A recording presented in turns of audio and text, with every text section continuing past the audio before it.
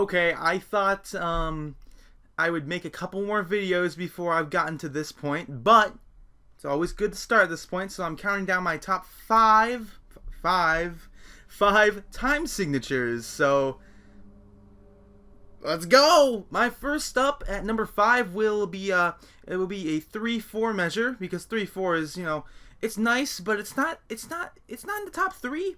It's in the top 5 though. 3/4 measure, and 3/4 is always great. I mean, when you're going from you're going from a time signature change from a 4/4 to 3/4 back to a 4/4, maybe to a 2/4 or something like that. A 3/4 measure is always good, especially for transitional measures too. And yeah, great. And also at number 4, also a good time for a transitional measure is a 2/4 bar, which can be also cut time if you think about it, or maybe a 1/2 bar. 2/4 bar, great. 2/4 bars are great for transitional measures, just like the 3/4 bar, but they're not in my top 3 yet. So let's get to the top 3. My number 3 pick would be Common Time 4/4, which is basically what all rock and roll is in, except Rush, because Rush is different, I guess.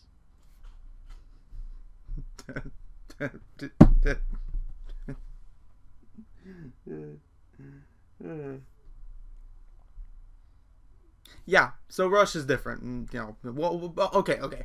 Most rock is in 4/4 Common Time. Most pieces, most scores, most of everything is in 4/4 Common Time. But it's at number 3. So don't get too antsy. Number 3. Number 2, I would have to say 12/8 on this one, because 12/8 is a nice loose feel. It's a nice triplet feel too.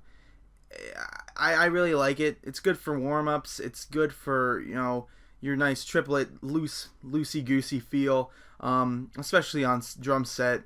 When you're on set, I mean, that 12/8 feel is just always good, that triplet feel. And also that goes with 6/8, so I guess 12/8 and 6/8 kind of tie, because they're both in triplet feels. And I guess you could say the same for 9/8. So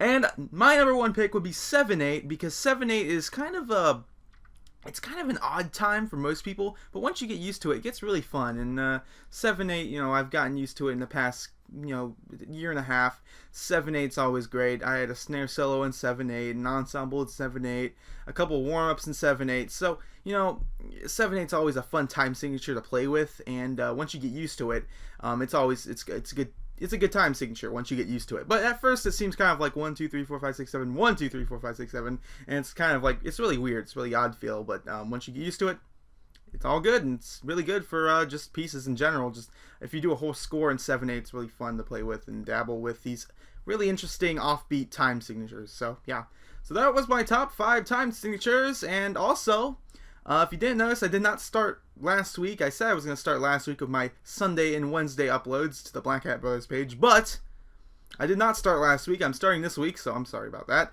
And yeah, so I'll be back up on Wednesday too. So Sunday and Wednesdays are Dave days. And don't forget your Schmidt Sunday post. I got to post my Schmidt Sunday post on the Instagram. So yeah, thank you guys for watching. If you guys enjoyed the time signature countdown video, please leave a like. Good night.